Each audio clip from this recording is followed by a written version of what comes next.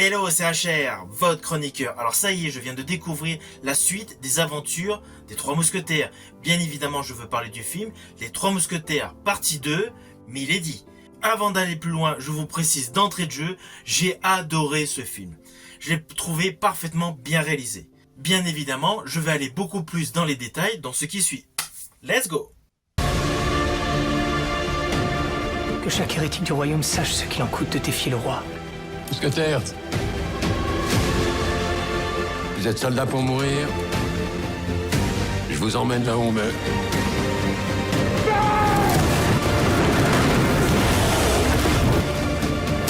C'est lui le traître. Je ne suis pas l'homme que vous croyez.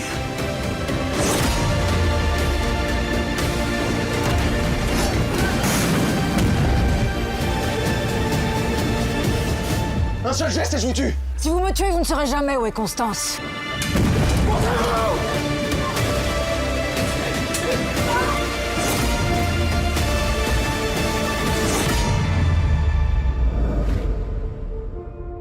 Alors oui, il ne faut pas oublier, forcément il s'agit de la partie 2, juste avant il y avait eu cela.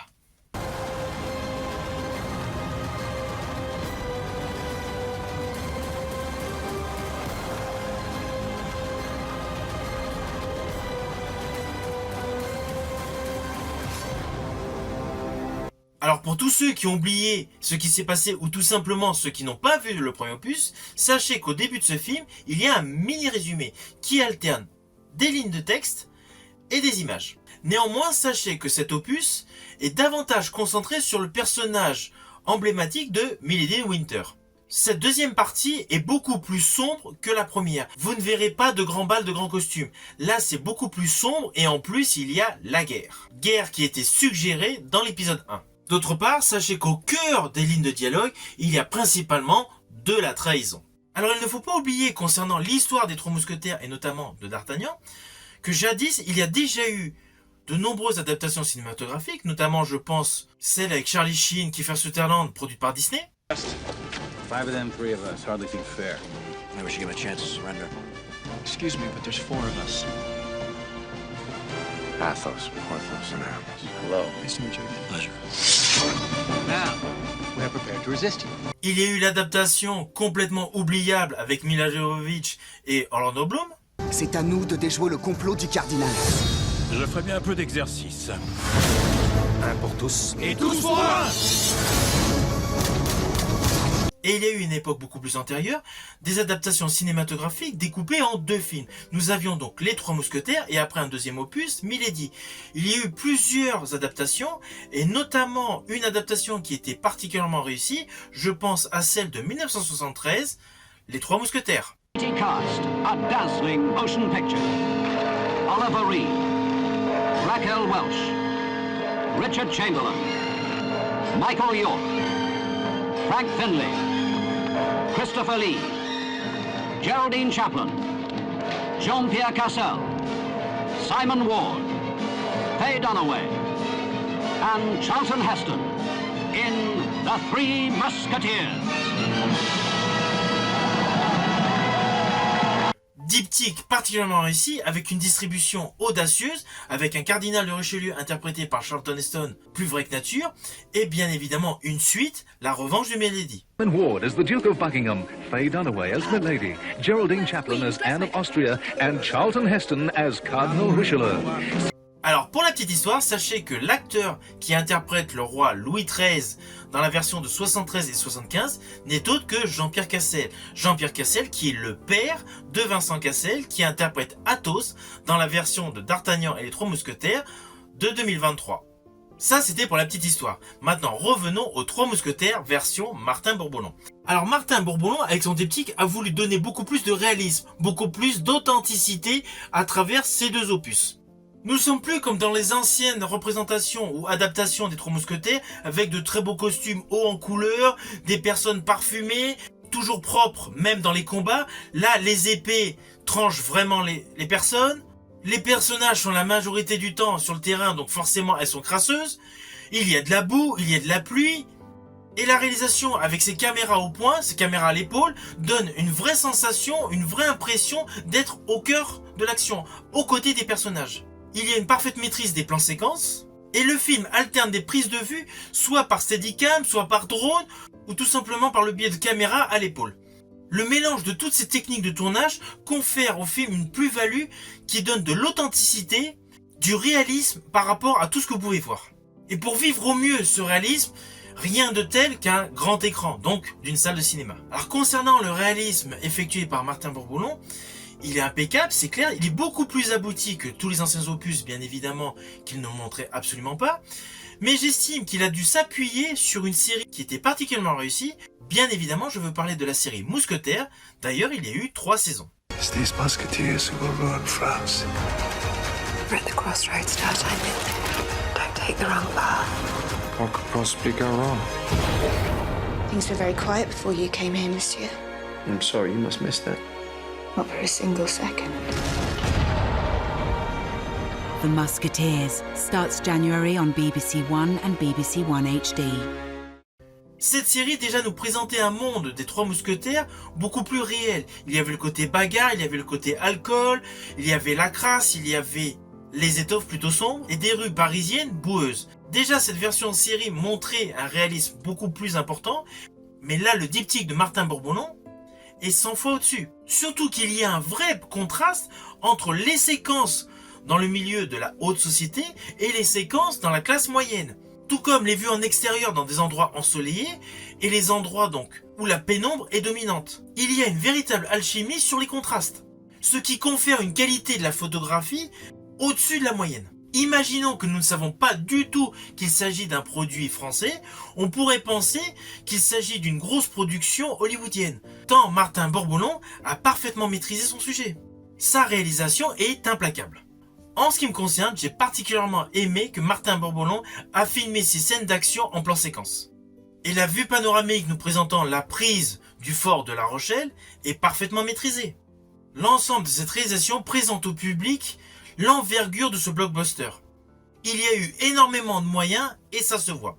Alors concernant le casting, bien évidemment on pense à Milady. Milady interprétée par Eva Green.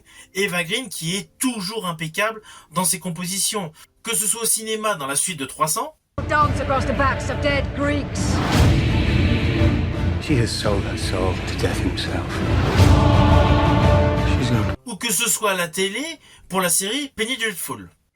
Rarely seen, but deeply felt. Where some unfortunate souls are cursed to live always. That sounds like a warning. It's an invitation. Son jeu d'actrice mêle côté séduction et côté machiavélique. Parmi toutes les adaptations de Milady au grand écran, c'est le meilleur choix. Eva Green est le meilleur choix. Juste son allure énigmatique apporte une plus-value au récit. Et évidemment, lorsqu'elle doit faire équipe avec D'Artagnan, cela confère au film une dualité supérieure. Car D'Artagnan paraît être totalement l'opposé de Milady. Alors D'Artagnan, personnage assez fougueux et interprété par François Civil. François Civil qui a une belle carrière déjà derrière lui, avec des registres radicalement opposés. Je pense notamment à Bac Nord.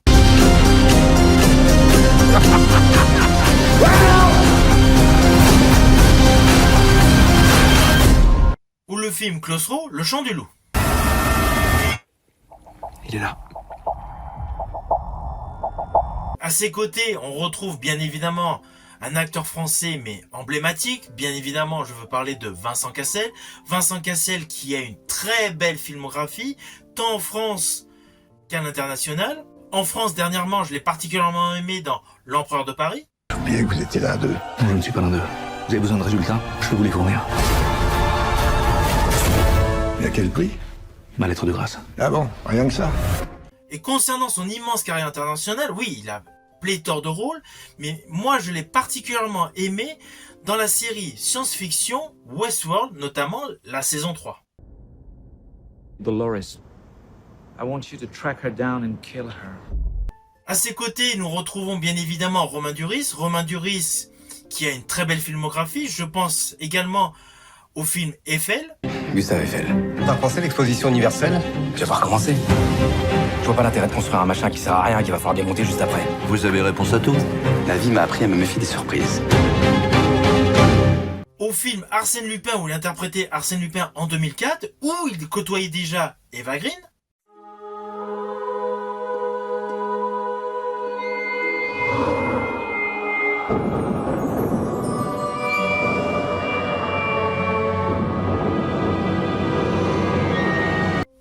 Histoire de 2018 où il côtoyait Vincent Cassel, bien évidemment, je veux parler de Fleuve Noir. Il est de français l'année dernière. En tant que professeur, on devine pas mal de choses sans qu'il ait véritablement besoin de mots. On retrouve dans le rôle de Porthos Pio Marmé. Alors honnêtement, en ce qui me concerne, cet acteur, je l'ai découvert avec la première partie des Trois Mousquetaires. Mais sachez qu'il joue dans des longs métrages depuis 2008.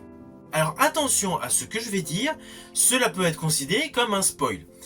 J'ai particulièrement aimé dans cette deuxième partie donc des Trois Mousquetaires, donc Milady, la confrontation entre Vincent Cassel et Eva Green dans les bois. Et ce qui est particulièrement prenant dans cette scène où Vincent Cassel dialogue avec Eva Green, c'est que leur jeu semble vraiment être la résultante d'années de vie de couple. Ils sont vraiment dans le scénario.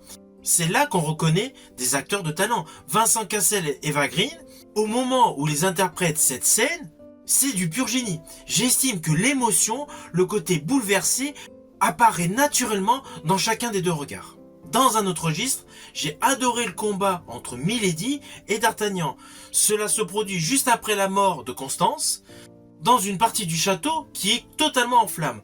Le plan séquence des duellistes avec toutes ces flammes est simplement de toute beauté. Et la dernière chose que j'ai particulièrement aimé, mais qui s'apparente également à un spoil, c'est tout simplement au moment où Vincent Cassel découvre une perle posée sur le lit où son fils a été enlevé. C'est la scène finale de ce film. On comprend aisément que Milady est venue enlever son fils. Alors honnêtement, j'espère vraiment que ce cliffhanger va donner au public l'envie de voir un troisième opus des aventures des Trois Mousquetaires. Que chaque hérétique du royaume sache ce qu'il en coûte de défier le roi. Mousquetaire, vous êtes soldat pour mourir. Je vous emmène là où on meurt.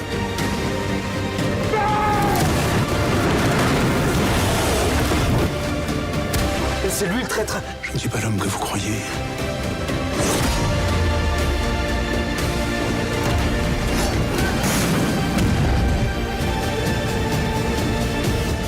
Un seul geste et je vous tue. Si vous me tuez, vous ne saurez jamais où est Constance.